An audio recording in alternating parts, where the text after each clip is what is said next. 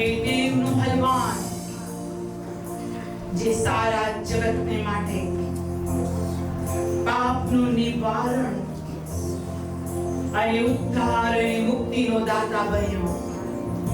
મહાન પ્રભુ, આ સવારે અમે અમારા હાથોને ઊંચા કરીને કહીએ છીએ કે જે છે, જે હતો અને જે આવનાર છે, એ મહાન પ્રભુ અમારી મધ્ય કેવળ તમને સ્તુતિમાન તથા મહિમા મળો.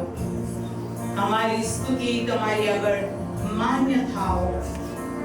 પ્રભુ ઈસુના નામમાં amen. Praise the lord. Church પ્રભુને ખૂબ ધન્યવાદો. અને આ સમયે જ્યારે આપણે પ્રભુની પવિત્ર હજુરમાં નમ્યા છે ત્યારે પ્રભુના મહાન નામને ધન્યવાદ આપતા આપણે શાસ્ત્રને ખોલીશું. યશાયા 53 અધ્યાય ખોલીને આવો આપણે પોતાના પગ ઉપર અત્યારે 53મો અધ્યાય ખોલીને ઉભા થઈશું. યશાયા 53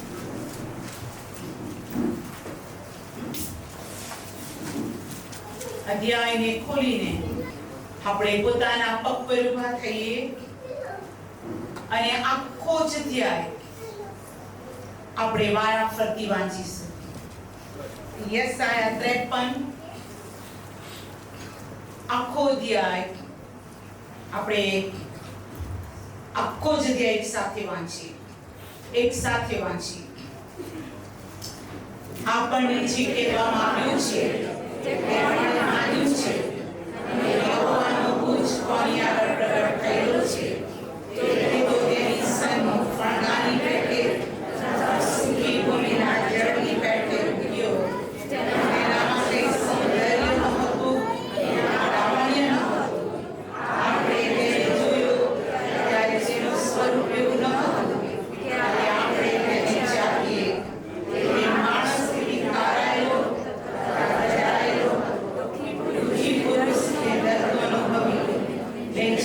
જોઈને આપણે ફેરવીએ એવો તેની કાર પામેલો હતો. પણ આપણે તેની કદર પૂછી નહીં. પછી તેને આપણા દર્દ માથે લીધા છે અને આપણા દુઃખ વેઠ્યા છે. પણ આપણે તો તેને મનાયેલો, તે દેવથી માર પામેલો, પીડિત થયેલો માન્યો. પણ આપણા અપરાધોના લીધે તે વિંધાયો, આપણા પાપોના લીધે તે કચડાયો. આપણને શાંતિ પ્રાપ્ત કરવાને માટે તેને શિક્ષા કરી અને તેના સોળથી આપણને સાજાપણું મળ્યું છે. આપણે સર્વ વેદનાની પેટે ભટકી ગયા છીએ, દરેક પોતપોતાના માર્ગે વળી ગયો છે. અને યહોવાએ તેના પર સર્વના પાપનો ભાર મૂક્યો છે. તેના પર જુલમ ગુજારવામાં આવ્યો તો પણ તેણે નમ્ર થઈને પોતાનું મોં વાળ્યું નહીં. બળવાન વધ કરવા માટે લઈ જવામાં આવે છે તેના જેવો, અને એટી પોતાના કાતરનાની આગળ મૂંગી રહે છે તેના જેવો તે હતો. તેણે તો પોતાનું મોં ઉઘાડ્યું જ નહીં. જુલમથી તેને લઈ જવામાં આવ્યો. તેની પેઢીના માણસોમાંથી કોણે વિચાર કર્યો કે મારા લોકોના અપરાધના લીધે તેના પર માર પડ્યો ને તેને જીવતાની ભૂમિમાંથી મારી નાખવામાં આવ્યો. તેની કબર ચુસ્તોની પેટી કરાવેલી હતી અને તેની મરણાવસ્થામાં તે દ્રવ્યમાનની સંગાથે હતો. તેણે અપકાર કર્યો ન હતો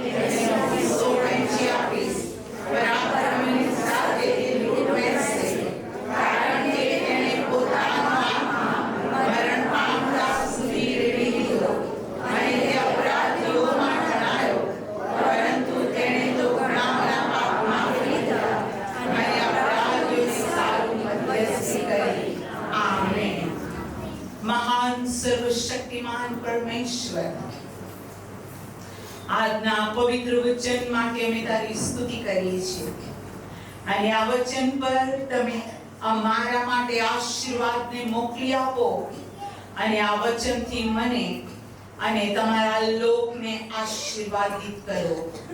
પ્રભુ ઈસુ, મારા મુખને ખોલો અને મારામાં બોલો અને જેમ સ્વર્ગમાં તેમ પ્રભુ પૃથ્વી પર અમારી મધ્યે તમારી મરજી પૂરી થાવ.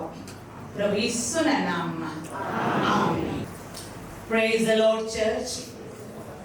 આજે સવારે આપણે પ્રભુનો ખૂબ આભાર માનીએ છીએ અને આપણા પરમેશ્વરની ખૂબ સ્તુતિ કરીએ છીએ કે અદ્ભુત કૃપામાં, એક અદ્ભુત આશીર્વાદમાં આજે એક નવી સવાર આપણા માટે છે.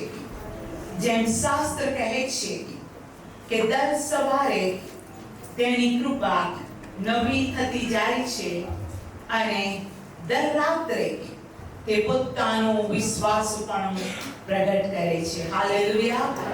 અને આપણે પ્રભુનો ખૂબ આભાર માનીએ કે પૃથ્વીના પૃષ્ઠ ઉપર 2026 એપ્રિલ મહિનામાં પ્રથમ હાલેલુયા શુક્રવારે આપણે પ્રભુની પવિત્ર હજુરમાં ગુડ ફ્રાઈડે સેલિબ્રેટ કરવાની આવી શક્યા છે.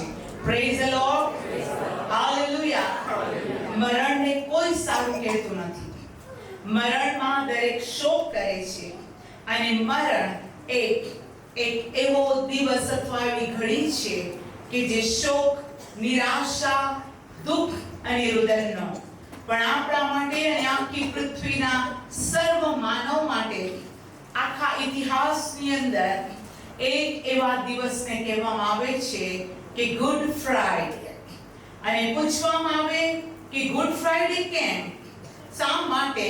તો એવું કહેવામાં આવે છે કે ઈસુ ખ્રિસ્ત અમારા માટે મરણ પામ્યો.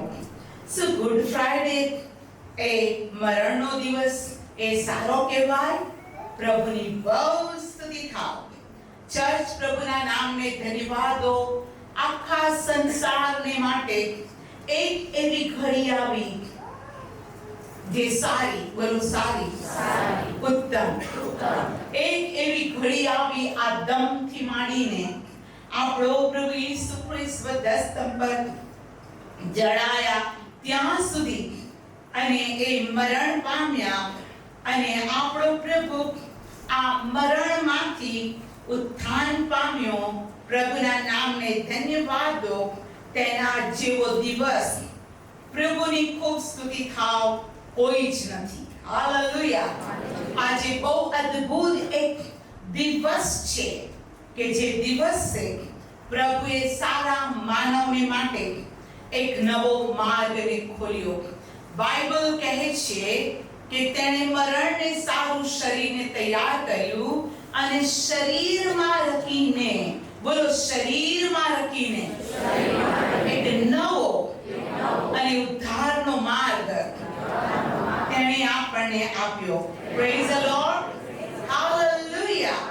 ખૂબ જ અદ્ભુત, ખૂબ જ અદ્ભુત, ખૂબ જ અદ્ભુત. સંસારના પૃષ્ઠ ઉપર આપણા પ્રભુ ઈસુ ખ્રિસ્તનું મરણ થયું. હાલેલુયા. અને બાઇબલમાં કહેવામાં આવ્યું છે કે આપણને જે કહેવામાં આવ્યું છે તે કોણે માન્યું છે? યહોવાનો ભુજ કોની આગળ પ્રગટ થયો છે? આપણા પ્રભુને જ્યારે પકડવામાં આવ્યો, આપણા પ્રભુને પોતાના જ શિષ્યના દ્વારા પર સ્વાધીન કરવામાં આવ્યો. તેના પર દોષ મૂકવામાં આવ્યો. આપણા પ્રભુને એક અદાલતથી બીજી અદાલત પાસે લઈ જવામાં આવ્યો. આપણા પ્રભુની ઠઠ્ઠા કરવામાં આવી. આપણા પ્રભુની નિંદા કરવામાં આવી અને આપણા પ્રભુના જ શિષ્યો જેઓએ આશ્ચર્યજનક કાર્યો પોતાની આંખોએ જોયા. Praise the lord. જેઓએ લાજરસને કબરમાંથી બહાર આવતા જોયો, જેઓએ પ્રભુને પાણી પર ચાલતા જોયો, જેઓએ 5 રોટલી અને 2 માછલીથી 5 50,000 ને જમતા 12 ટોપલી ભરાયેલી જોઈ. જેઓએ રૂપાંતરના પહાડ પર પ્રભુનું રૂપાંતર જોયું, જેઓએ એલિયા અને મૂસાને બોલતા પણ સાંભળ્યા, જેઓએ યાઈરસની દીકરીને સજીવન થતા જોઈ, જેણે નાઈન નામના ગામ આગળ એક જુવાનને મરેલામાંથી જીવતો જોયો. આ બધા શિષ્યો જે તેની સંગાતે હતા, જ્યારે આપણા પ્રભુને પરસ્વાધીન કરીને મરણને દંડને સારું સોંપવામાં આવ્યો, બાઇબલ કહે છે એક પણ શિષ્ય તેની સાથે રહ્યો નહીં. બાઇબલ કહે છે કે હું ઘેટા પાળકને મારીશ અને ઘેટાઓ વિખરાઈ જશે. બધા શિષ્યો પ્રભુ ઈસુને છોડીને ચાલ્યા ગયા. પિતર બાઇબલ કહે છે કે તેણે 3 વાર પ્રભુનો નકાર કર્યો અને કહ્યું કે હું તેને ઓળખતો નથી. સર્વ મૂકીને જતા. અને આ સમયે પ્રભુ માટે યશાયા 53 ભવિષ્યવક્તા યશાયા આ પ્રમાણે કહે છે, તે માણસોથી ધિક્કારાયેલો તથા તજાયેલો હતો, દુઃખી પુરુષ ને દર્દને નો અનુભવી, જેને જોઈને આપણે મુખ અવળું ફેરવે એવો તે ધિક્કાર પામેલો હતો અને આપણે તેની કદર બુજી નહીં. ધિક્કાર પામે. પણ એ શાની માટે હતું? આ પરિસ્થિતિ કેમ હતી? રહસ્ય શું હતું? જવાબ છે ચોથી કલમ. ખર્ચી તેણે આપણા દર્દ માથે લીધા. બોલો, આપણા દર્દ માથે લીધા. ને આપણા દુઃખ વેઠ્યા. ને આપણે તેને તો હણાયેલો, દેવથી માર પામેલો, પીડિત થયેલો માન્યો. એને દેવથી માર પામેલો સમજ્યા. કેટલાયને લાગ્યો દેવે તેને માર્યો, તેણે કશું ગુન્હો કર્યો હશે. અને પ્રભુને વધસ્તંભ પર લટકાવવામાં આવ્યો ત્યારે કેટલાએ કીધું, ઓ ખ્રિસ્ત, નીચે ઉતરી આવ. એટલે અમે તારા પર વિશ્વાસ કરીશું. પ્રભુ ઈસુને એવું પણ ટોણા, મહેણા, નિંદા અને કહેવામાં આવ્યું, ઓ વૈદ, તું પોતાને સાચો કર. ઓ વૈદ, તું પોતાને સાચો કર. તે તો આંધળી આંખ ખોલી લંગડાને ચાલતા કર્યા, મુયેલાને જીવતા કર્યા. અને હવે ખ્રિસ્ત, તું વધસ્તંભ પર લટકાયેલો છે, તું પોતાને સાચો કર. તું નીચે ઉતરી આવ. આપણા પ્રભુની ઠઠ્ઠા મસ્કરી કરી. પણ બાઇબલ 5મી કલમમાં કહે છે, પણ આપણા અપરાધોના લીધે તે વિંધાયો, આપણા પાપોના લીધે તે કચરાયો. આપણને શાંતિ પ્રાપ્ત કરવાને માટે પ્રભુનું વચન કહે છે તેની શિક્ષા થઈ. તેના સોળથી આપણને સાચાપણું મળ્યું છે. કઈ પરિસ્થિતિમાં? આપણે સર્વ ઘેટાની પેઠે ભટકી ગયા છે. દરેક પોતપોતાના માર્ગે વળી ગયો છે.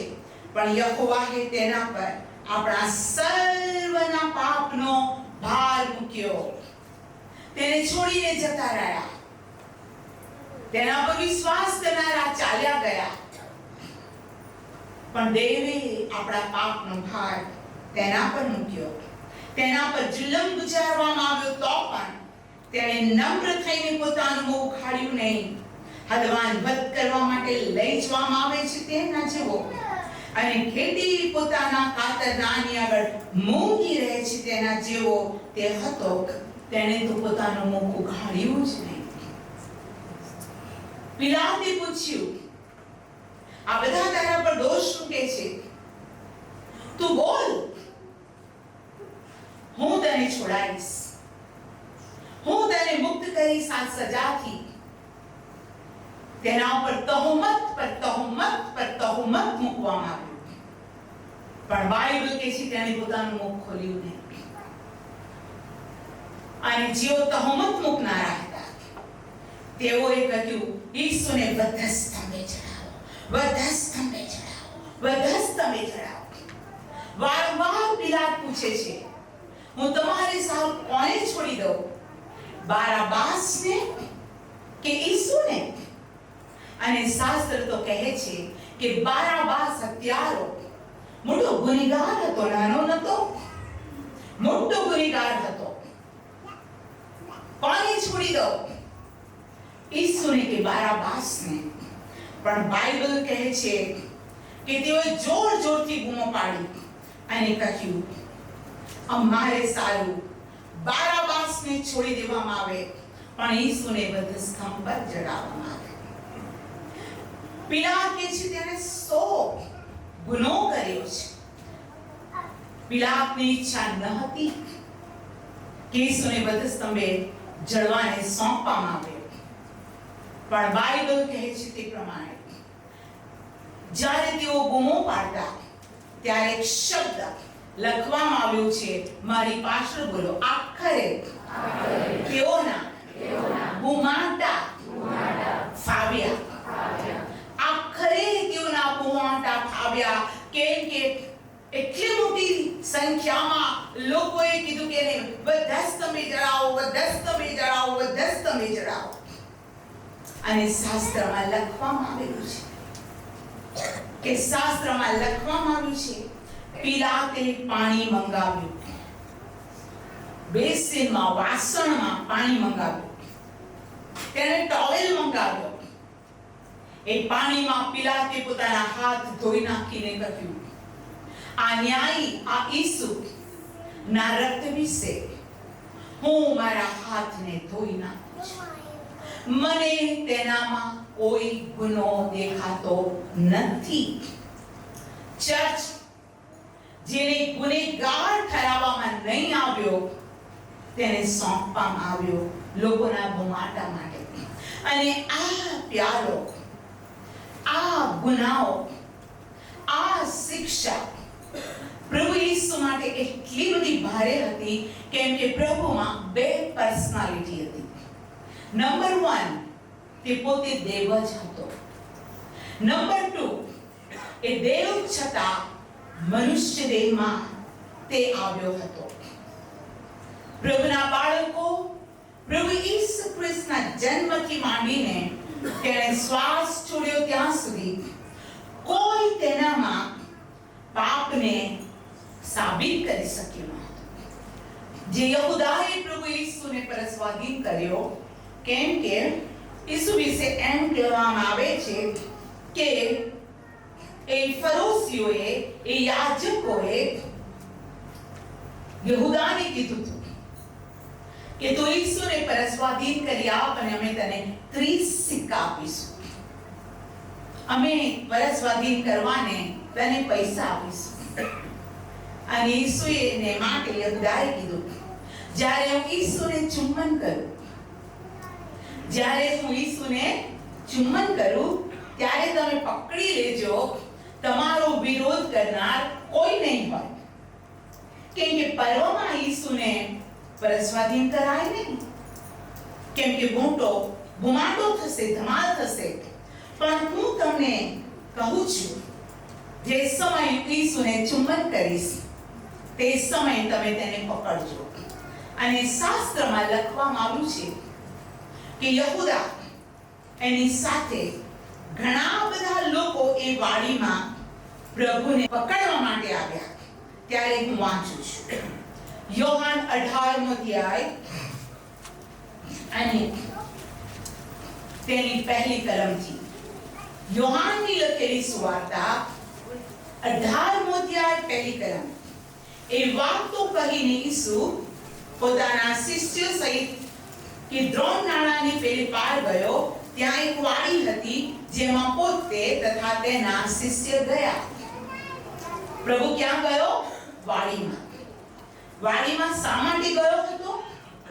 બાઇબલ કહે છે કે તે એનું હૃદય વ્યાકુળ થવા લાગ્યું અને તે વાડીમાં એટલા માટે ગયો હતો કે લુકની લખેલી સુવાર્તા 22મા અધ્યાયમાં પ્રભુનું વચન કહે છે કે આશરે પથ્થર ફેંકાય તેટલે દૂર ઈસુ ઘૂંટણ ટેકવીને પ્રાર્થના કરીને કહ્યું, હે બાપ, જો તારી ઈચ્છા હોય તો આ પ્યાલો મારાથી દૂર કર, તો પણ મારી નહીં પણ તારી ઈચ્છા પ્રમાણે થાઓ.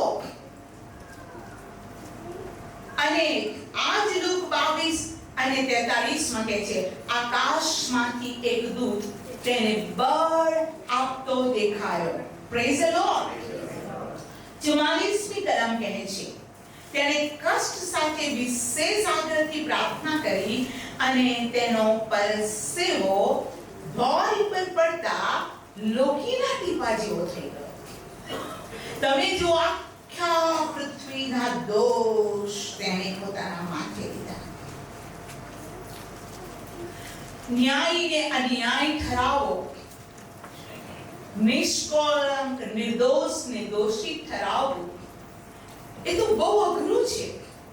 અને તમારામાંના દરેકને તમારા જીવનમાં અનુભવ થશે.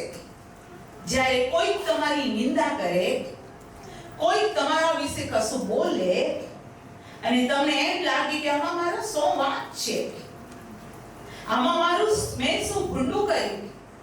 કેટલાય તો આખી રાત ઊંઘતા નથી, કેટલાય કે મને તો બીજા દિવસ ખાવાનું જ ભાવ્યું નહીં, હું થોડી આવી છું, હું થોડો આવો છે. એના જીવનના મનની શાંતિ ખોઈ નાખે. કેમ કે તેમ સમજે છે કે મારો તો ગુનો નથી અને મને ગુનેગાર ઠરાવવામાં આવે છે, મારું અપમાન કરવામાં આવે છે. ઓ ચર્ચ, આપણે નાની સરખી કોઈની ભૂલ, નાની સરખી કોઈની વાત, નાનો સરખો કોઈનો અપમાનજનક શબ્દ આપણે બેર કરી નથી શકતા. પણ આપણા પ્રભુએ તો આખી પૃથ્વીના લોકોના ગુનાહોને પોતાના પર લીધા, હર પ્રકારની ગુનાહ.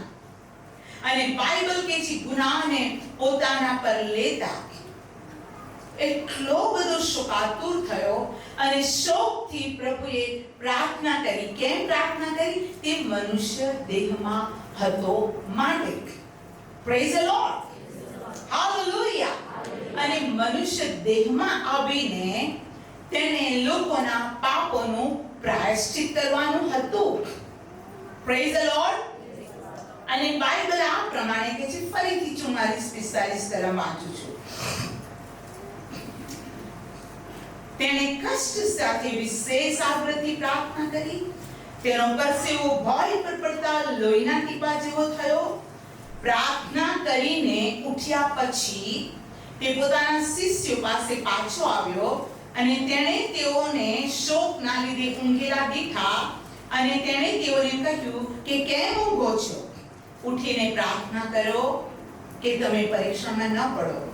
હજુ તો તે બોલતો હતો એટલામાં યહૂદા કરીને 12માનો એક તેની આગળ ચાલતો હતો. ઈસુને ચુંબન કરવા સારું તેની પાસે આવ્યો. આવો ફરીથી 18મા અધ્યાય, યોહાન 18.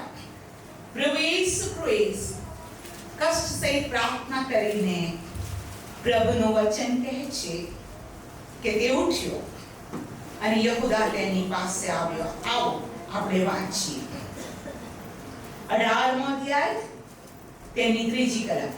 ત્યારે યહૂદા પોતાની સાથે સૈનિકોની ટુકડી લઈને મુખ્ય યાજકો તથા ફરીસીઓની પાસેથી સિપાહીઓને લઈને ફાનસો, મસાલો, હથિયારો સહિત ત્યાં આવે છે. ઈસુ તે પોતાના પર જે વિદ્વાનું હતું તે સગળું જાણતો હતો, તે માટે તેણે બહાર જઈને તેઓને પૂછ્યું કે તમે કોને શોધો છો? અને તેઓએ ઉત્તર આપ્યો કે ઈસુ નાસરીને. ઈસુ તેઓને કહે છે, હું તે છું. તેણે પરસ્વાધીન કરનાર યહૂદા પર પણ તેઓની સાથે ઊભો હતો. જ્યારે તેણે તેઓને કહ્યું કે હું તે છું, ત્યારે તેઓ પાછા હટ્યા ને ભોંય પર પડી ગયા. ત્યારે તેણે ફરીથી તેઓને પૂછ્યું, તમે કોને શોધો છો? તેઓએ કહ્યું, ઈસુ નાઝારીને. ઈસુએ ઉત્તર આપ્યો કે મેં તને કહ્યું છે કે હું તે જ છું. માટે જો તમે મને શોધતા હોય તો આ માણસોને જવા દો. Praise the lord. Hallelujah. Praise the lord. આ માણસોને જવા દો. તમે મને શોધતા હોય તો હું આ રહ્યો. બોલો રાજી ખુશી. જેણે આપણે સારું પોતાનું બલિદાન કર્યું, તમે તેને જવા દો, હું આ રહ્યો. Praise the lord. અને આપણા પ્રભુ ઈસુને પકડવામાં આવ્યો. આપણા પ્રભુ ઈસુને મારવામાં આવ્યો. બાઇબલ કહે છે તે પ્રમાણે પ્રભુનું વચન બહુ જ સ્પષ્ટ કહે છે કે પ્રભુ ઈસુ ખ્રિસ્તના કપડાને ઉતારવામાં આવ્યા. તેને કોરડા મારવામાં આવ્યા. તેના માથા પર કાંટોના મુંગટ મૂકીને તેને કહ્યું, ઓ ખ્રિસ્ત, તને કોણે માર્યો? એના મોં પર થૂક્યા, તેના પર મુક્કીઓ મારી, ભારે વધસ્તંભ ઉંચકીને એને કલવરીની ટેકરી તરફ એને જવાને ટોળાના ટોળા એની પાછળ જતા. પ્રભુ ભારે વધસ્તંભ ઉંચકતો, સિપાહીઓ તેને સોટીઓ મારતા. ભારે ઉંચકતો અને તેને સોટીઓ મારતા. ચર્ચ, આપણો પ્રભુ, આપણો દેવ, જે મારા અને તમારા માટે ખોપરી નામની જગ્યા, ગલગથાનો અર્થ થાય છે ખોપરી, આખા વિશ્વનું મધ્ય બિંદુ યરુશલેમ, અને યરુશલેમનું મધ્ય બિંદુ કલવરીની ટેકરી, જે ખોપરીની જગ્યા કહેવાય છે, ત્યાં પ્રભુ ઈસુને મારતા મારતા મારતા મારતા મારતા લઈ જવામાં આવ્યા. એના વસ્ત્ર માટે ચીઠીઓ નાખવામાં આવી. કેમ? એનું વસ્ત્ર એક જ હતું. સળંગ સીવેલો જબ્બો હતો. માર્થી 27 અધ્યાય અને હું વાંચું છું તેની 33મી કલમથી. માર્થી 27:33મી કલમથી. અને ગલગથા નામ એક જગ્યા, જે ખોપરીની જગ્યા કહેવાય છે, ત્યાં તેઓ પહોંચ્યા. ત્યારે તેઓએ પિત્ત ભરેલો સિરકો તેને પીવાને આપ્યો, પણ ચાખ્યા પછી તેને પીવાની ના પાડી. તેને વધસ્તંભે જડ્યા પછી તેઓએ ચીઠી નાખીને તેના લુગડા માહોમાએ વહેંચી લીધા, અને તેઓએ ત્યાં બેસીને તેની ચોકી કરી. તેના સંબંધી લખેલું તહોમત તેના માથા પર તેઓએ લગાડ્યું કે ઈસુ જે યહૂદીઓનો રાજા એ જ છે. તમે જુઓ, એના કપડા માટે ચીઠીઓ નાખવામાં આવી. પ્રભુ ઈસુ ખ્રિસ્ત વધસ્તંભ પર છે, લટકાઈ રહ્યા છે. એક બાજુ એક ચોર છે અને બીજી બાજુ બીજો ચોર છે. બાઇબલ કહે છે એમાંનો એક ચોરે પ્રભુની મસ્કરી કરી. પ્રભુનું વચન કે છે, આપણો પ્રભુ વધસ્તંભ પર હતો ત્યારે આ શબ્દ બોલવામાં આવ્યા. માર્થી 27:40 કહ્યું કે અરે, મંદિરને પાડી નાખનાર, તેને 3 દહાડામાં બાંધનાર, તું પોતાને બચાવ. જો તું દેવનો દીકરો હોય તો વધસ્તંભ પરથી ઉતરી આવ. જો તું દેવનો દીકરો હોય તો વધસ્તંભ પર ઉતરી આવ. શૈતાને પહેલું જ પરીક્ષણ કરતા કહ્યું હતું ને, જો તું દેવનો દીકરો હોય તો આ પથ્થરને કહે કે રોટલી થઈ જાય. પ્રભુ ઈસુએ એમ કીધું, ઉપર એક છાનો માનો મને ઓળખતો નથી, આ બધા જ પથ્થરની રોટલી બનાવી દો. ના, તેણે તેમ ના કરી. પણ તેણે કહ્યું, માણસ એકલી રોટલીથી નહીં, પણ જીવતા દેવના મુખમાંથી નીકળતા હરેક શબ્દ વડે જીવે છે. અહીંયા વધસ્તંભ પર પણ પરીક્ષણ છે. વધસ્તંભ કે જો તું દેવનો દીકરો હોય તો. એ હતો કે નહીં? ઈસુ દેવનો દીકરો હતો કે નહીં? ઈસુ પરાગ પર દેવનો દીકરો હતો કે નહીં? આ મારો વાલો દીકરો છે, હું તેના પર પ્રસન્ન છું, તમે તેનું સાંભળો, માનો. એ તો આકાશવાણી હતી. Praise the lord. પિતા, પુત્ર, પવિત્ર આત્મા ત્રિએક દેવની અંદર આપણે વિશ્વાસ કરીએ છીએ. Praise the lord. તેને એમ નહીં કીધું હમણાં જ ઉતરી આવું છે. જો ના, પ્રભુ ત્યાં જ લટકાઈ રહ્યો. My God, my God. આપણે હોય તો શું કરી દઈએ? તમે મને પ્રભુની સેવિકા નહીં સમજતા, હમણાં જ ઉપાડી આપું છું. બરાબર. ઓ પ્રભુ, તેના પર આગ નાખી ભસ્મ કર અને બતાય હું તારી સેવિકા છું. હે ને? બતાય એને બતાય. આપણે તો તરત એવું કરીએ. બાઇબલ કહે છે પ્રભુ કશું જ ના કરે, ચૂપ રહે. પ્રભુનું વચન કહે છે હાલેલુયા 41મી કલમ. તે જ રીતે મુખ્ય યાજકોએ પણ શાસ્ત્રીઓ તથા વડીલો સુદ્ધા તેના ઠઠ્ઠા કરતા કહ્યું, બીજાઓને જેણે બચાવ્યા પણ તું પોતાને બચાવતો નથી. એ તો ઇસ્રાયેલનો રાજા છે ને હમણાં જ સંમતિ ઉતરી આવે એટલે અમે તેના પર વિશ્વાસ કરીશું. તમે જો પ્રભુની મસ્કરી છે, પ્રભુ લટકાવો છે, ખૂનની ધાર આવે છે, ઉતરી આવ. અમે તેના પર વિશ્વાસ કરીશું. પ્રભુની દશા તમે જુઓ. તે દેવ પર ભરોસો રાખે છે. જો તે તેને ચાહતો હોય તો હમણાં તેનો છૂટકો કરે, કેમ કે તેણે કહ્યું છે કે હું દેવનો દીકરો છું. તમે બહુ સેવા કરો છો ને કેમ તમારી આવી દશા? હે ના? તમે આમ છો ને કેમ આમ? કેમ બીજાઓ માટે પ્રાર્થના કરનારા તમારી દશા જુઓ. અર્થ બીજાઓને સાજા કરનાર તું પોતે. ઉતરી આવ નીચે. પ્રભુની મસ્કરી કરી. ચર્ચ, બાઇબલ કહે છે તેણે પોતાનું મુખ ખોલ્યું નહીં, પણ એણે મુખ ખોલ્યું તો 7 વાણીમાં.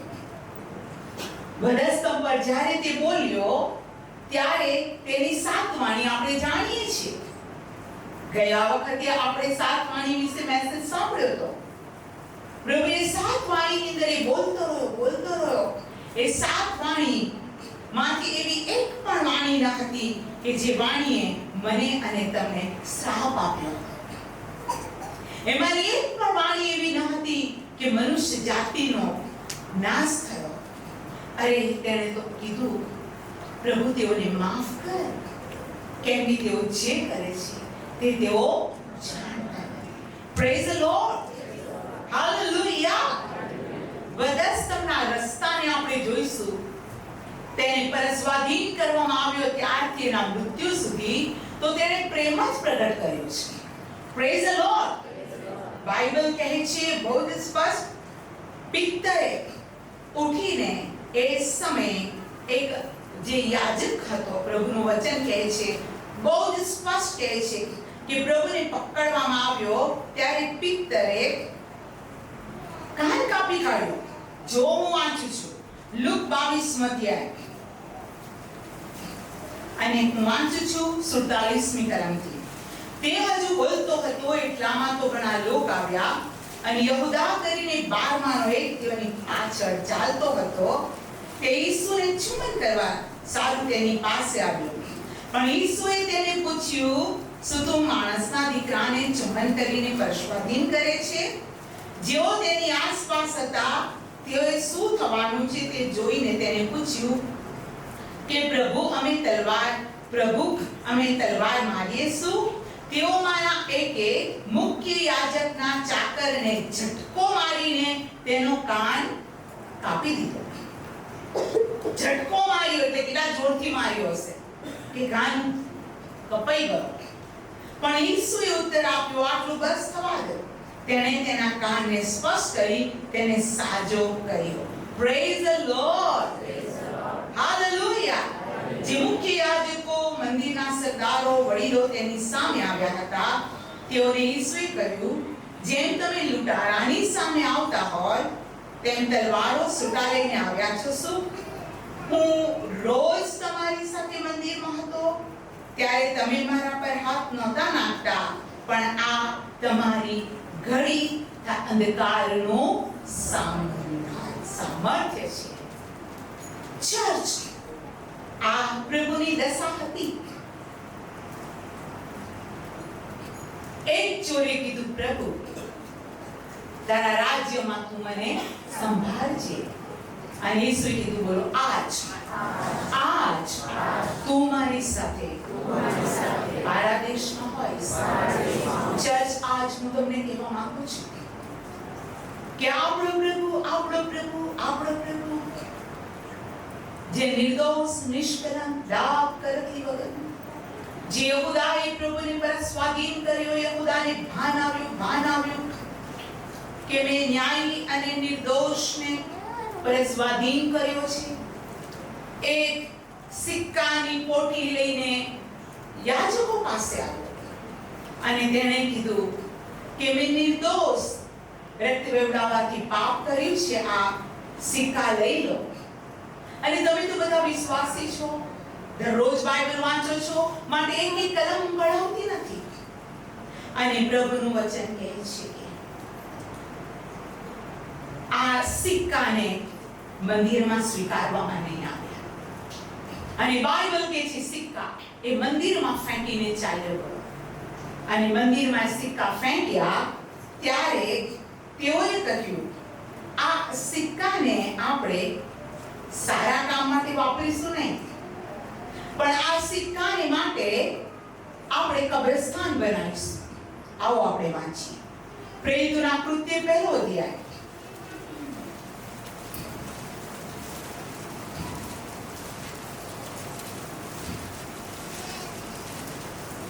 અને હું તેનો 1 અધ્યાય 16મી કલમથી વાંચું છું.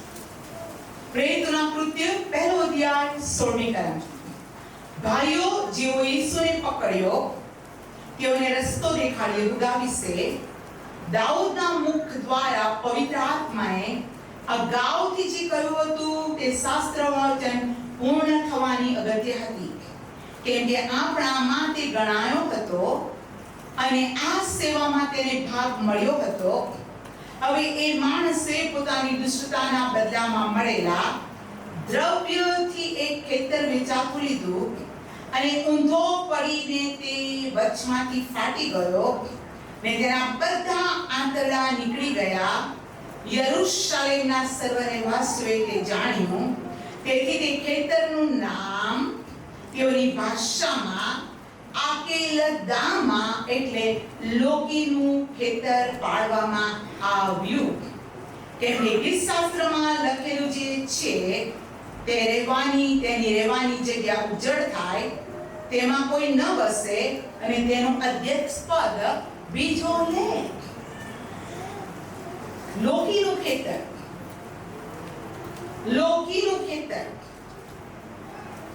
ચર્ચ. આ યહૂદા બહુ રડ્યો, મેં ખોટું કર્યું અને તેણે આપઘાત કર્યો, તેનો પેટ ફાટી ગયો. પ્રભુ ઈસુ ખ્રિસ્ત નિર્દોષ હતા. પિલાતે કીધું, મને તેનામાં કોઈ દોષ દેખાતો નથી. હેરોદે પણ પિલાતની પાસે ઈસુને પાછા મોકલ્યા. આપણો પ્રભુ ઈસુ ખ્રિસ્ત દેવ પ્રીતિ છે. એના વધસ્તંભના માર્ગને જુઓ, તમે એના વધસ્તંભના માર્ગને જુઓ, એની દયા તમે જુઓ.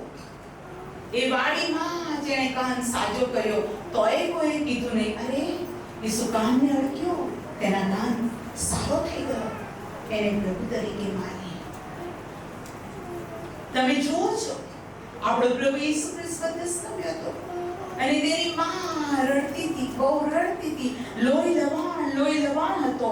અને ઈસુ ને હજુ નાનો સમર્પણ જ કરવામાં આવ્યો, ત્યારે જ ઈસુની માને આ શબ્દ કહેવામાં આવ્યા. આવો આપણે લુકની લખેલી સુવાર્તા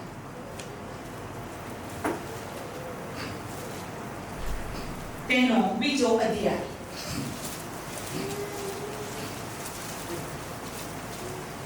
અને આ 2 અધ્યાયની અંદર મરિયમ અને યુસુફ પ્રભુ ઈસુને મંદિરમાં સમર્પણ કરવા આવે છે. તેની આખી વિના છે, પણ આપણે આ બધું નથી વાંચતા. પણ હવે હું જે વાંચું છું તે આ છે 33મી કલમથી. લુક 2:33. તેના સંબંધી જે વાતો કહેવામાં આવી હતી તેથી તેના મા-બાપ અચરજ થતા હતા. સિમોને તેઓને આશીર્વાદ દીધો ને તેની માં મરિયમને કહ્યું, જો આ બાળક ઇસ્રાયેલના ઘણા પડવા પાછા ઉઠવા સારું તેની વિરુદ્ધ વાંધા લેવામાં આવે તેની નિશાની થવા સારું ઠરાવેલો છે. હા, બોલો હા. અને તારા પોતાના જીવને તલવાર વીંધી નાખશે એ માટે કે ઘણા માણસોના મનની કલ્પના પ્રગટ થાય. મરિયમને કહેવામાં આવ્યું તું તારું દિલ છે ને તલવારથી વીંધી દેવામાં આવશે. અને મરિયમનું હૃદય વિંધાયું. એણે ઈસુને લોહી લબાણ જોયો. ઈસુની પાછળ રડતી આંસુઓ પાડતી. તમે પેશન ઓફ ક્રાઇસ્ટ પિક્ચર જોયું હશે. જે પિક્ચરમાં બને એટલી બાઇબલની સત્યતાને તેઓએ આવરી લેવાને ચાખ્યું. ત્યાં તમે મરિયમને જોવો છો કે કેવી રીતે રડતી પ્રભુની પાછળ જાય છે. યોહાન 19મો અધ્યાય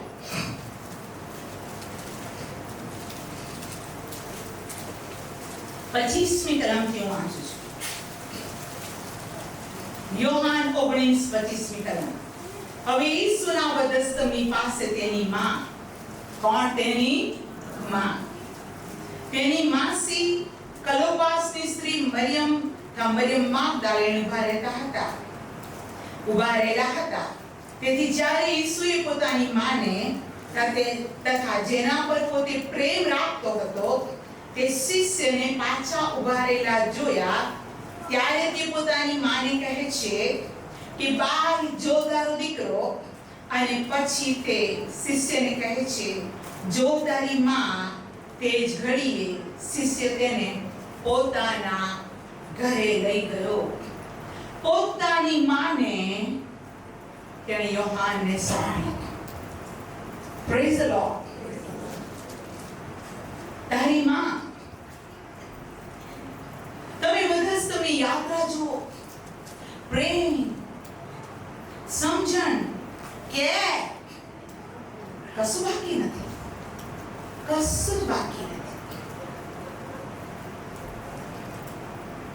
જમણી તરફના ચોરનો ઉદ્ધાર કરે. ઈસુને પર સ્વાધીન તો પિત્તરે યહૂદાએ કર્યો, પણ બાઇબલ કહે છે પિત્તર જે પાણી પર પણ ચાલ્યો. હંમેશા પિત્તર એની સાથે હતો. બાઇબલ કહે છે 3 વાર, બોલો 3 વાર તેણે કહ્યું, હું તેને ઓળખતો નથી. બધા પ્રભુ ઈસુને મૂકીને જતા રહ્યા.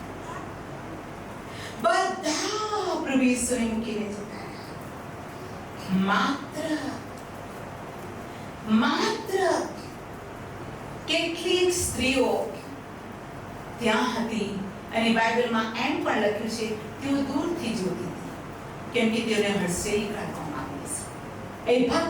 એ ભાગ તેઓ જોઈ રહી હતી, રડતી હતી.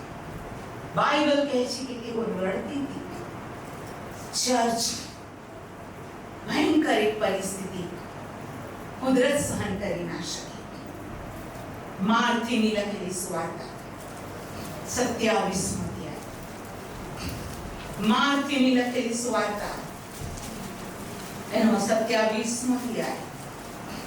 અને હું વાંચું છું 45મી કલમ.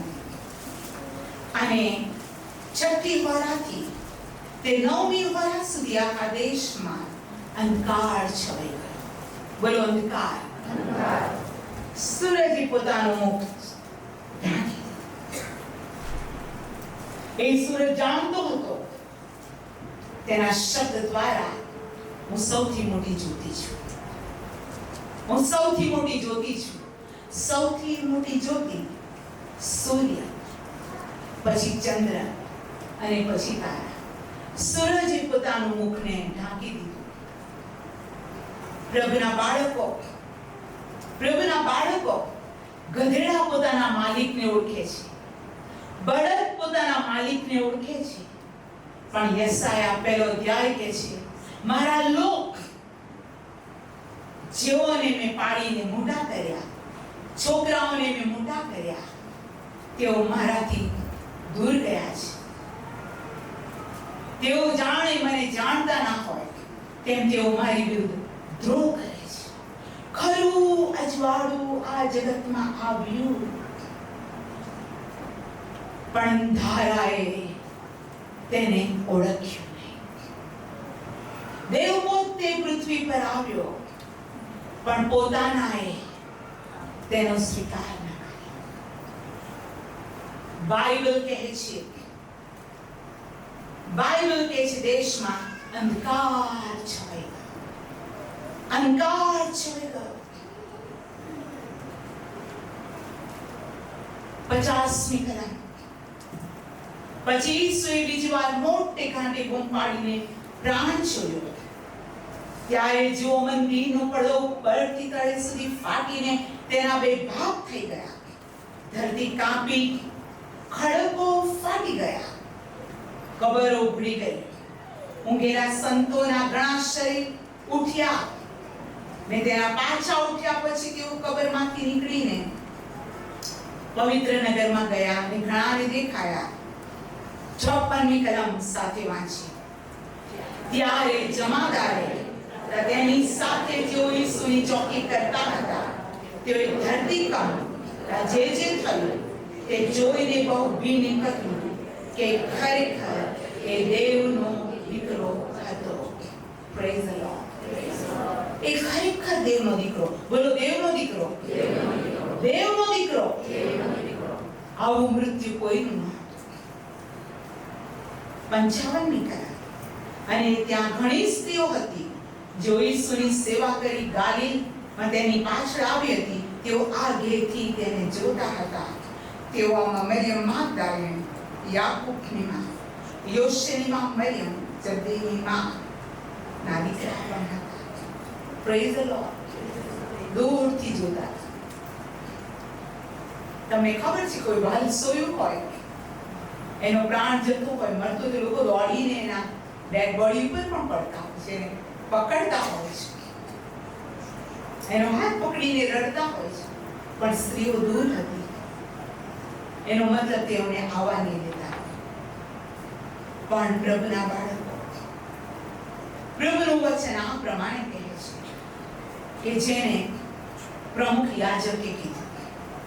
યોહાનની લખેલી સુવાર્તા તેનો 11મો અધ્યાય. યોહાનની લખેલી સુવાર્તા તેનો 11મો અધ્યાય એની 47મી કલમથી વાંચું છું. યોહાન 11:47. એ માટે મુખ્ય યાજકોએ ફરીસીઓએ સભા બોલાવીને કહ્યું કે આપણે શું કરીએ, કેમ કે માણસ તો ઘણા ચમત્કારો કરે છે, અને જો તેને આપણે એમને એમ જ રહેવા દઈએ તો સગડા તેના પર વિશ્વાસ કરશે, અને રોમિયો આવીને આપણું ઠામ ઠેકાણું પ્રજાપતપણું લઈ લેશે. પણ બોલો, પણ તેઓમાંનો એક કાયાફાસ નામે તે વર્ષે પ્રમુખ યાજક હતો. તેઓને કહ્યું કે તમે કંઈ જાણતા નથી. હવે મારી પાછળ બોલો, અને સમજતા નથી. લોકની વતી એક માણસ મરે, લોકવતી એક માણસ મરે, ને આખી પ્રજા નાશ ન પામે એ તમારે સારું લાભકારક છે. આ તેણે પોતાની તરફથી કહ્યું ન હતું, પણ તે વર્ષમાં તે પ્રમુખ યાજક હોવાથી તેણે ભવિષ્ય કહ્યું કે લોકવતી ઈસુ મરશે, અને એકલા લોકની વતી નહીં પણ દેવના વિખરાઈ ગયેલા છોકરાઓને પણ એકઠા કરીને એક કરે તે માટે. તેથી તે દાડાથી માંડીને તેઓએ તેને મારી નાખવાની મસલત કરી. લોકવતી એક મરે. બોલો, લોકવતી એક મરે. ચર્ચ. આ પ્રભુ ઈસુ ખ્રિસ્ત બધા સ્તંભ પર તેણે પ્રાણ છોડ્યું. બાઇબલ કહે છે કે જીવ આપવા કરતા અધિક પ્રેમ કોઈનો નથી. મિત્ર માટે કદાચ પ્રાણ આપે, પણ શાસ્ત્ર કહે છે જ્યારે આપણે પાપી હતા ત્યારે તેણે આપણા માટે પોતાનું રક્ત વહેવડાવ્યું. આવો મારી સાથે લેવીનું પુસ્તક ખોલો.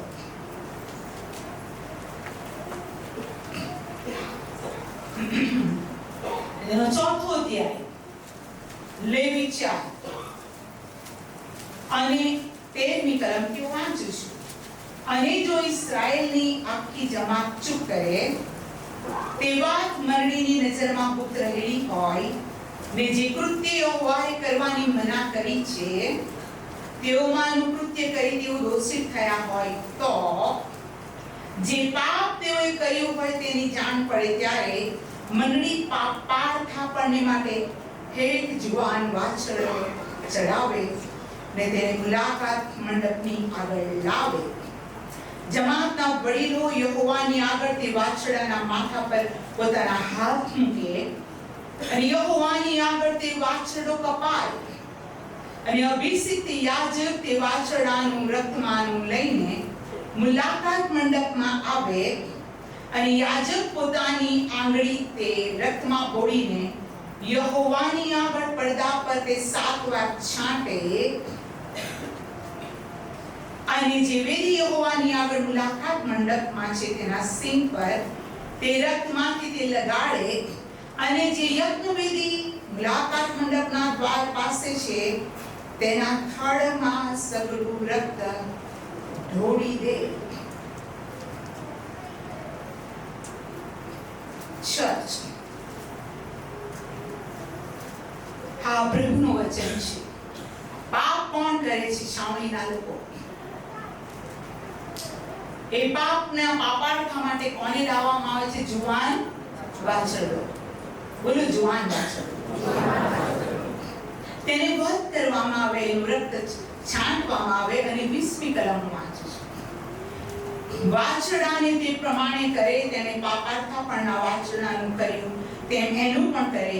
યાજક તેઓને સાથે પ્રાયશ્ચિત કરે, તેઓને ક્ષમા કરવામાં આવશે. વાછરડાનું બધું રક્ત વેદીના થડમાં, વાછરડાનું રક્ત 7 વાર છાંટવામાં આવે. વાછરડું જેણે પાપ નથી કર્યું, વાછરડાને બાઇબલમાં શુદ્ધ પ્રાણી કહેવામાં આવે. અને આમ કરવામાં આવે તો છાવણીના લોકોના પાપને માફ કરવામાં આવે. આ જૂના કરારની અંદર પ્રભુએ વચન આપ્યું હતું. આવો બીજું એક વચન કાઢીએ. ગણનાનું પુસ્તક તેનો 16મો અધ્યાય. ગણનાનું પુસ્તક તેનો 16મો અધ્યાય. હવે આ 16મા અધ્યાયની અંદર હું બધી કલમ નહીં કઢાવું, પણ યહોવાનો કોપ ઇસ્રાએલ પર સળગી ઉઠ્યો, કેમ કે તેઓએ મૂસા અને હારૂનની વિરુદ્ધ કચકચ કરી. તેઓએ યહોવાની પસંદગીને તુચ્છ ગણી અને તેઓએ પોતાને મોટા ગણ્યા કે સુદેવ તમારા દ્વારા જ બોલે છે ને અમારા દ્વારા નહીં. અને એ બધું તમે 16મો અધ્યાય ઘરે વાંચજો. અને પ્રભુને બહુ દુઃખ લાગ્યું અને ભૂમિ ફાટી ગઈ. દોથાન, અબીરામ અને પ્રભુનું વચન તે કોરા જોઈને બળવો કર્યો, તેઓને જમીન ગળી ગઈ અને જમીન એક થઈ ગઈ. બીજા એવા લોકો હતા જેઓએ કચકચ કરી અને 250 માણસ પર અગ્નિ આવ્યો અને તેઓ મરણ પામ્યા. હવે બીજા દિવસે પણ એક પ્રોબ્લેમ થયો, જેને હવે હું વાંચું છું. ગણના 16મો અધ્યાય 41મી કલમથી. તેને બીજે દિવસે ઇસ્રાયેલની આખી જમાતે મૂસા તથા હારૂનની વચ્ચે સામે કચકચ કરતા કહ્યું, તમે યહોવાના લોકોને મારી નાખ્યા છે. અને મૂસા તથા હારૂનની વિરુદ્ધ જમાત એકઠી થઈ ત્યારે એમ થયું કે તે મુલાકાત મંડપને ભણી જોયું તો જુઓ એમ થયું કે મેઘ તથા તેના પર આચ્છાદન હતું અને યહોવાનું ગૌરવ દેખાયું. અને મૂસા તથા હારૂન મંડપ આગળ આવ્યા અને યહોવાએ મૂસાને કહ્યું, આ જમાતમાંથી તમે નીકળો, એક પળમાં હું તેઓનો સંહાર કરું. તેઓ ઊંધા પડ્યા. અને મૂસાએ હારૂનને કહ્યું, ધૂપ પાત્ર લઈને તેમાં વેદી ભરીને અગ્નિ લે અને તેના પર ધૂપ નાખ ને તરત જમાતની પાસે જઈને તેઓને સારું પ્રાયશ્ચિત કર, કેમ કે યહોવાનો કોપ નીકળ્યો છે અને મરકી શરૂ થઈ છે. અને મૂસાએ કહ્યું તે પ્રમાણે હારૂન સભાની વચ્ચે દોડી ગયો અને જો લોકોમાં મરકી શરૂ થઈ ગઈ હતી, ધૂપ બાળ્યો, નાખ્યો ને લોકોને સારું પ્રાયશ્ચિત કર્યું અને જીવતા તામોયલાની વચ્ચે ઉભો રહ્યો અને મરકી બંધ પડી. અને કોરાની બાબતમાં જેઓ મરી ગયા હતા તે ઉપરાંત મરકીથી 14,700 મુવા. અને હારૂન મૂસાની પાસે મુલાકાત મંડપના દ્વાર આગળ પાછો આવ્યો અને મરકી બંધ પડી. તમે જુઓ, પ્રાયશ્ચિત રક્ત વહેવડાવ્યા વગર પાપોની માફી નથી. અને તમને ખબર છે, આપણે રક્ત વિશે બહુ સંદેશ જોઈ ગયા છે. લેવી તેનો 17મો અધ્યાય. અને આપણે આમાંથી સુતેની 11મી કલમ. કેમ કે શરીરનો જીવ રક્તમાં છે અને વેદી પર બલિદાન થઈને તે તમારા આત્માને વાસ્તે પ્રાયશ્ચિત કરે છે. એ માટે મેં તમને આપ્યું છે, કેમ કે રક્તથી જ પ્રાયશ્ચિત થાય છે, કારણ કે તેમાં જીવ છે. ચર્ચ, રક્તથી પ્રાયશ્ચિત થાય છે. પણ આપણે હારૂનને મૂસાના સમયની જેમ આપણો ઉદ્ધાર ઘેટા બકરાના રક્ત દ્વારા નથી થયો. કોઈ મૂલ્યવાન વસ્તુઓથી આપણો ઉદ્ધાર નથી થયો. પણ બાઇબલ બહુ જ સ્પષ્ટ કહે છે કે આપણો ઉદ્ધાર પ્રભુ ઈસુ ખ્રિસ્તના પોતાના અમૂલ્યવાન, નિર્દોષ, નિષ્કલંક, ડાઘ અને કરતલી વગરના રક્તથી છે. Praise the lord. અને માટે જ બાઇબલ કહે છે, જેમ મૂસાએ સર્પમાં ને રાનમાં ઊંચો કર્યો, જો ઈસુને ઊંચો કરવામાં આવશે, હું સર્વ લોકોને મારી ગમ ખેંચીશ. ચર્ચ, મારો અને તમારો પ્રભુ, જેણે પ્રાણ આપતા સુધી પોતાના જીવને વાલો ગણ્યો નહીં, પણ જ્યારે તે મરણ પામ્યો ત્યારે પ્રભુનું વચન કહે છે, એની ડેડ બોડી માટે એક શિષ્ય હતો. એના શરીરની માટે કોઈ નહોતું. માણસોથી ધિક્કારાયેલો આપણે તેને સમજ્યો. અને હવે પ્રભુએ પ્રાણ છોડ્યો એને શું થયું? યોહાન 19નો અધ્યાય 38મી કલમ. આ વિના બન્યા પછી અરીમથાઈનો યુસફ ઈસુનો એક શિષ્ય હતો, પણ યહૂદાના ધાકના લીધે ગુપ્ત રીતે શિષ્ય હતો. યહૂદીઓના ધાકના લીધે ગુપ્ત શિષ્ય હતો. તેણે ઈસુનું મુર્દું લઈ જવા પિલાતની પાસે રજા માંગી અને પિલાતે રજા આપી અને તેણે આવીને તેનું મુર્દું ઉતાર્યું. અને નિકોદેમસ જે પહેલો રાત્રે ઈસુ પાસે આવ્યો હતો, તે પણ આશરે 100 શેર બોળ અગરનું મિશ્ર લઈને આવ્યો. ત્યારે યહૂદીઓની રીત પ્રમાણે તો ઈસુનું મુર્દું લઈને તેને સુગંધિત દ્રવ્ય લગાડી શણના લુગડામાં લપેટ્યું. હવે જ્યાં તે જડાયો હતો તે સ્થળે એક વાડી હતી અને વાડીમાં એક નવી કબર, બોલો નવી કબર, એક નવી કબર હતી કે જેમાં કદી કોઈને મૂકવામાં આવ્યો ન હતો. એ માટે તેઓએ યહૂદીઓના પાસખાની તૈયારીના દિવસને લીધે ઈસુને ત્યાં જ મૂક્યો, કેમ કે તે કબર પાસે હતી. ઓ ચર્ચ, આજના દિવસને આપણે આજ એટલે આજ એમ નહીં, પ્રભુના આવતા સુધી આપણે એ બાબતને યાદ રાખીએ કે છાવણીમાં રહેલા લોકો પાપ તો આપણે કર્યું હતું, પણ આપણા માટે પ્રભુ ઈસુ ખ્રિસ્ત બલિદાન છે. હાલેલુયા! નિર્દોષ નિષ્કલંક ડાઘ કરતી વગર દેવ પોતે જેણે આપણા માટે પોતાનું મરણ યાદ કર્યું, પોતાનો પ્રાણ આપ્યો, એણે શું કીધું? બોલો, મારા આવતા સુધી તમે મારું મરણ યાદ કરો. પ્રભુના બાળકો, જે રક્તમાં પ્રાયશ્ચિત છે, જે ઈસુના બલિદાનની અંદર સામર્થ્ય છે. બાઇબલ કહે છે અમે વિશ્વાસ કરનારાઓને માટે તો બાઇબલ કહે છે હાલેલુયા, દેવનું સામર્થ્ય છે. અમને વિશ્વાસ કરવાને માટે અમને બદસ્તમની વાત મૂર્ખતા જેવી લાગતી નથી, પણ તે અમારું તારણ છે. કેમ કે તેના સોળથી સાજાપણું, સોટીના મારથી શાંતિ, એના મરણથી જીવન, એના રક્તથી પાપોની માફી અને હાલેલુયા અનંત જીવન છે. અને માટે ચર્ચ, બાઇબલ કહે છે મારા આવતા સુધી તમે મારું મરણ યાદ કરો, કે હા, તમારા પાપ માટે હું મરણ પામ્યો, તમને જીવન આપવાને મેં મારો પ્રાણ આપ્યો. આવો ચર્ચ, આપણે પોતાની જગ્યા પર વાત કરીએ.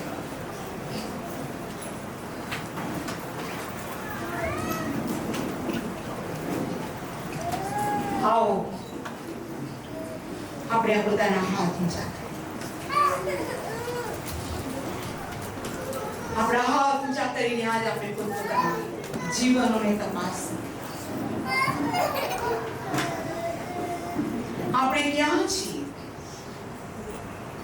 સુપિત્તરના જેમ આપણે તેનો નકાર કર્યો છે, તો પણ તે આપણને પ્રેમ કરે છે.